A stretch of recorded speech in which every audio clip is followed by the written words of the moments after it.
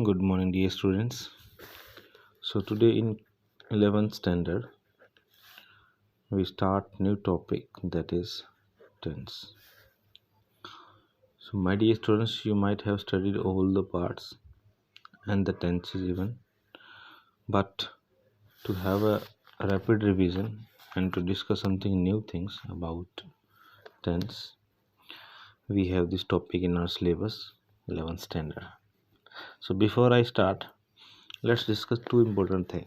What is the difference between time and tense?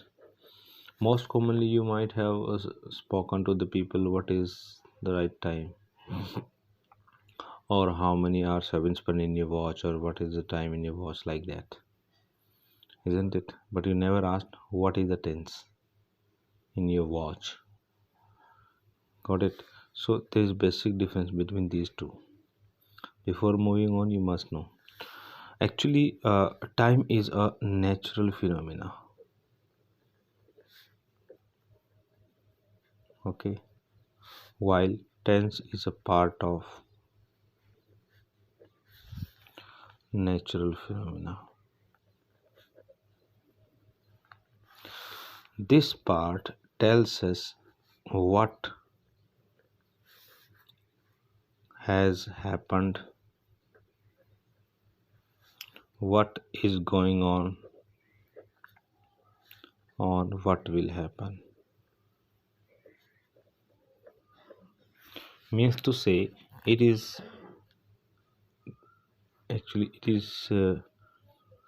a part of time that tells us what was past, or what is present, and what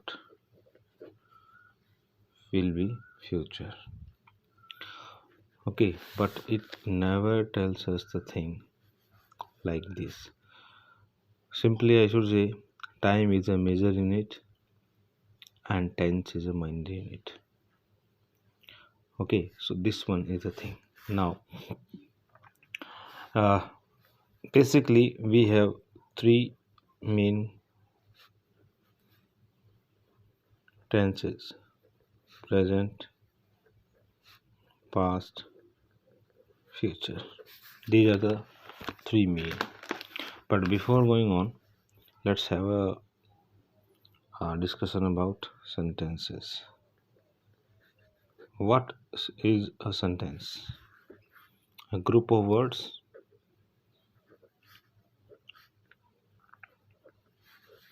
conveys a meaningful sense, conveys a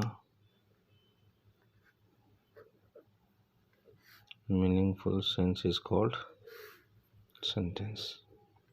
Okay, in this part tense we have to discuss certain parts of sentences also, like assertive, negative, interrogative, and negative, interrogative. Okay, assertive, simple, it is simple, like I play football. This is like a statement. I play football. This is assertive one. Like if I talk about structure, subject plus helping verb plus main verb plus object. If I make this sentence into negative one, it would be like I do not play football. So structure will be subject, helping verb plus this not makes this sentence negative plus main verb. What is main verb? Play, and object is football. Okay, then third, interrogative. If I do make this sentence interrogative, so it will be like that: do I play cricket? Fine. So structure, helping verb we take first. Generally we put helping verb just after subject, but in interrogative sentences it will come before that. Helping verb plus subject plus main verb plus object and then question mark. Then if I need to frame the fourth one, this one will be same. Do it is what? Negative interrogative. So do I not play football? Question mark. So this one will be helping verb, then subject plus not plus main verb plus object and then question mark. So these are the four type of sentences generally in discussed in the tenses. So okay, on behalf of these four we will be moving on with the uses of and the parts of tenses. Let's move on. We have actually four part of every tense, like present, past and future. So first is indefinite.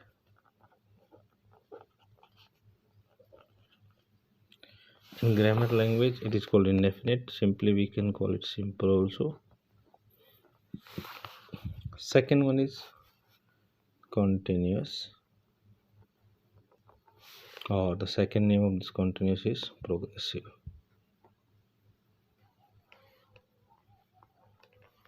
Okay. Third one is perfect, and the fourth one is perfect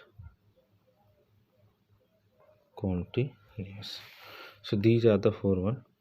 One is indefinite, second is continuous, third is perfect, and fourth is perfect continuous.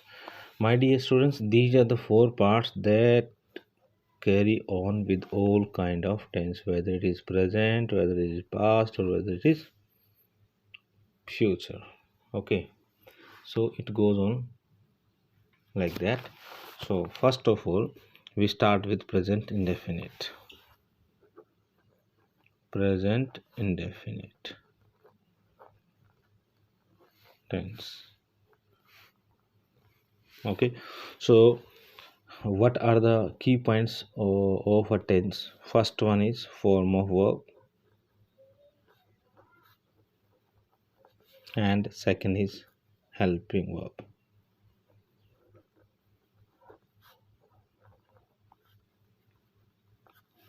So in this tense we use first form, base form, okay, plus s or es out of these two. Next one, helping verb, do and does. My dear students, we have two categories in pronoun. One is singular and second is plural. So what are the singular? Like he, she, it, and name of anyone. Likewise we have I, we, you, and they. So keep in mind this thing, that this do we use with plural, and this does we use with singular. Okay, for example, if I talk about this assertive sentence, and this is the good thing, that in assertive sentence only we use s and es, only in assertive sentence. Like one example of plural, one example of singular, like we go to the market. Fine. Now change this pronoun, he goes to the market. My dear students, we are talking about present, So as I told you, this s or es will be working with the in assertive sentence or declarative sentence only, and we do not use s or es with the plural. We never use s or es with the plural. Like here you can see example, this is plural we, so it is go only, and he, this is singular, then goes only. Now the question arises, where we should use s or where we should use es. Most commonly, I just tell you one so simple thing, s, sh, ch, x, o, double o, like that. Okay, so we use most commonly, I just tell you, otherwise exceptional are always there, we use es. And the remaining of these one, if you do not find such alphabets by the end of any word, we use s. But exception, I just tell you, photo. Okay, as I told you, o, it should be used with es, but exceptionally it is used photos.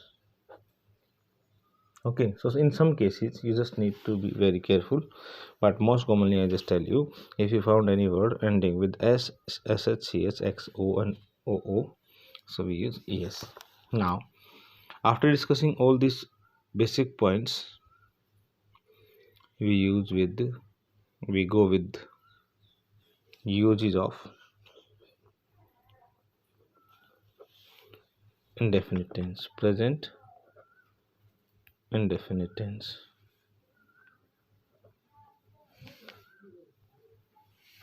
First use. What is the first use? Most commonly you might have studied. First one, to show habitual action. To show habitual action. Habit. Like I go to temple daily. I go to temple daily. This shows what? Habit. Okay, now second use, to show any universal truth. Universal truth. Like the earth moves around the sun. Around the sun. Okay, so this is universal truth. Next one, third use, to show any fact which is permanent. Fact which is permanent. Like the Taj stands on the bank of the Yamuna. Okay, the Taj stands on the bank of Yamuna. Okay, next one of the same fact, like my house faces south. My house faces south. Okay, so this is a fact that is permanent. You also can count it under universal truth, but that must not is considered. Next one is to show near future. Okay, like you can say, to express an action which is going to happen in very near future. Like I just tell you, Ravi goes to England next year. England next year. So it shows what? This next year shows future, but it is very close to the present. That's why we use present indefinite tense to show near future. Okay. So these are the 4 rules of this one. Now part 2 means present continuous tense. As I told you, second name is progressive. Second name is progressive. Okay, in this one, first thing, form of verb, and second is helping verb.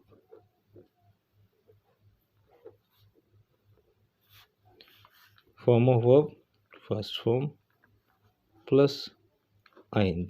I just tell you why ing. It shows continuity, it shows progressiveness.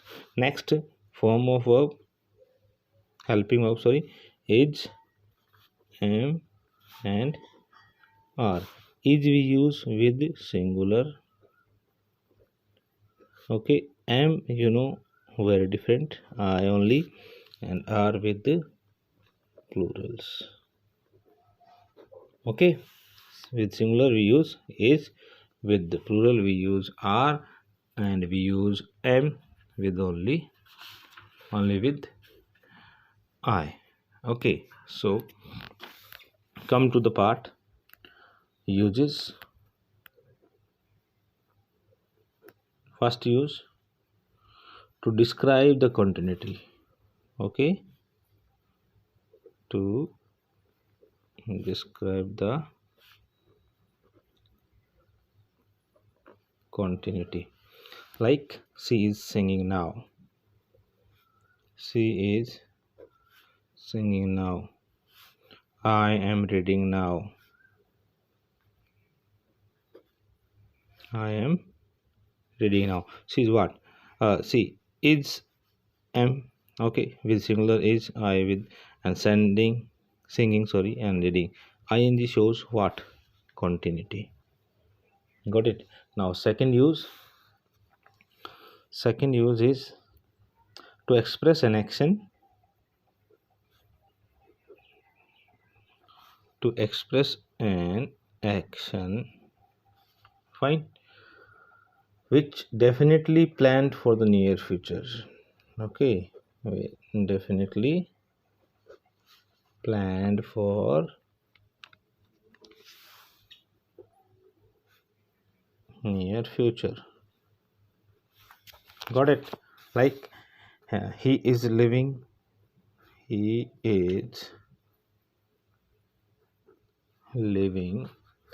for Delhi tomorrow. For Delhi tomorrow. Okay, and second one, example of this one. What are you doing? What are you doing in the evening? In the evening.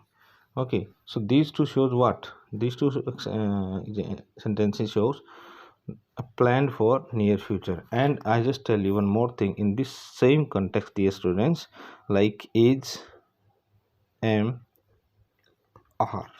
I just tell you structure.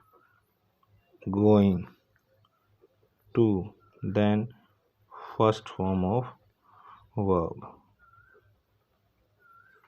Okay, it also shows near future, like, and example is I am going to see my uncle in the hospital.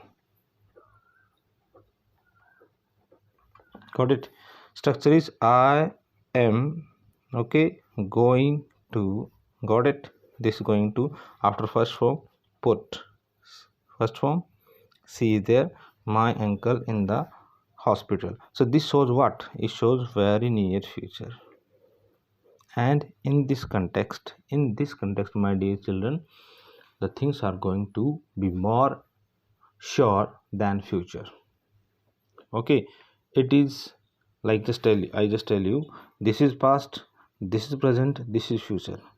So we are talking about present, and if I talk about present continuous, it is very close to future, and future is there.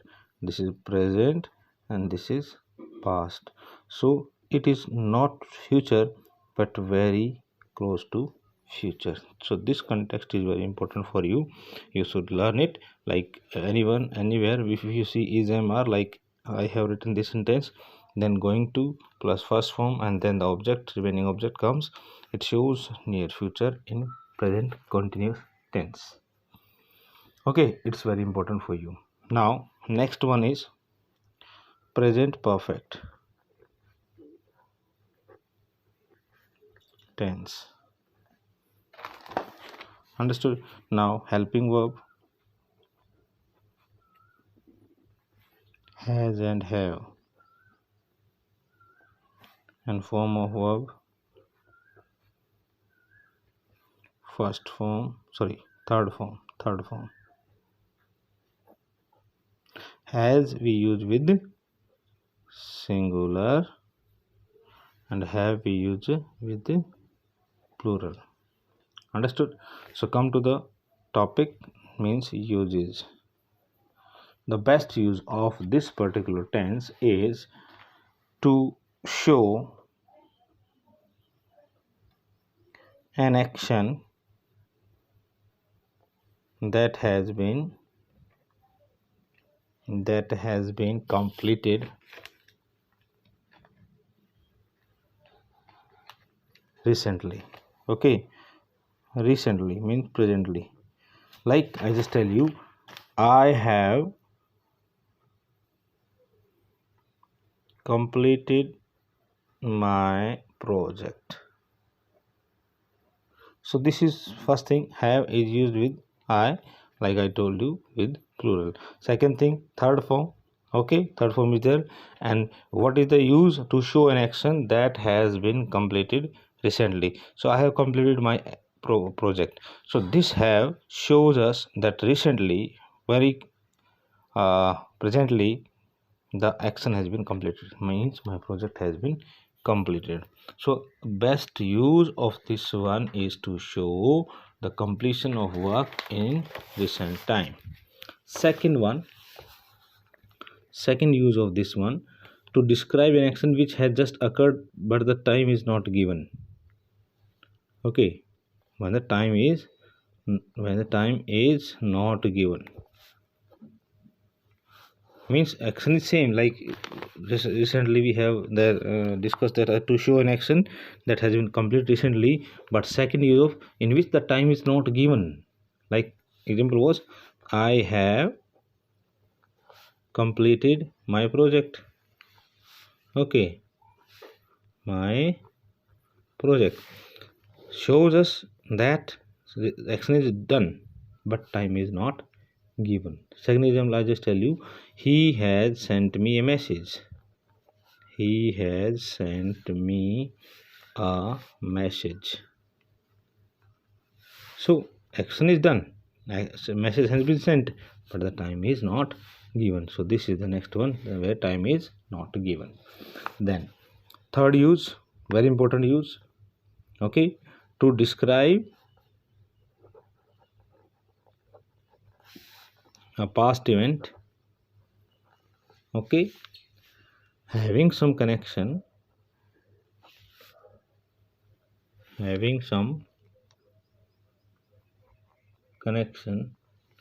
with present. Got it? Like I have seen the film.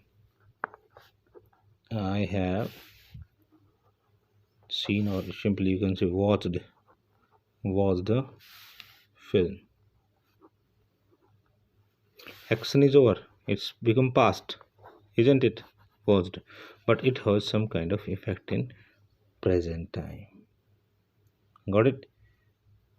Fine. Like he has never failed. Second example, I just tell you, he has never failed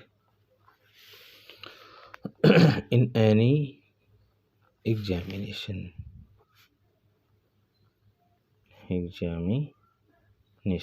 So he has never failed, it shows positivity, but never failed shows past also, because he has gone through many examinations but he got not filled. So it shows this one, what? Present effect.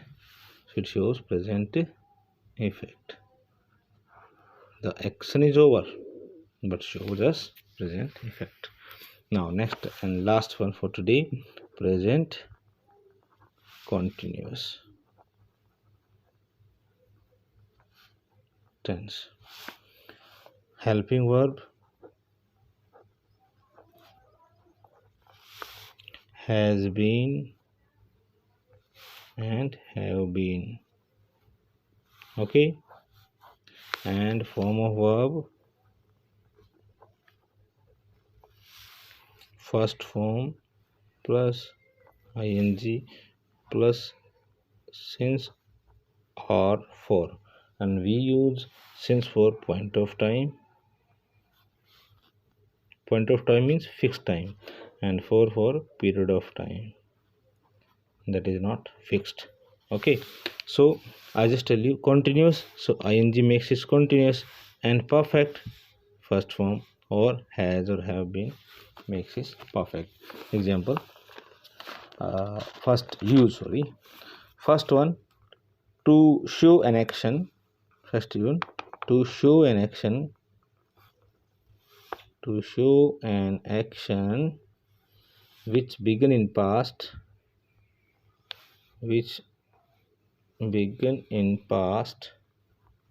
okay, but it's still going on.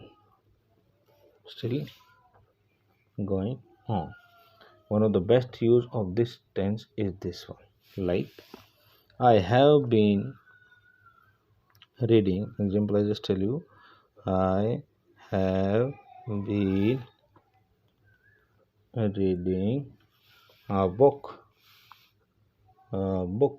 since morning. Got it? So dear children, this one I have also used in perfect tense, but been has been added. Then first form ing is there, then a book, this is object, and then since is for point of time. Since morning is a fixed time. So we use this tense only for to show an action which is completed in past and still going on with present time. Okay dear students, today we have completed all these 4 parts of present tense. In next video we will be going with past tense. In this one we have completed all present tense, all parts of present tense. Thank you. Have a good day.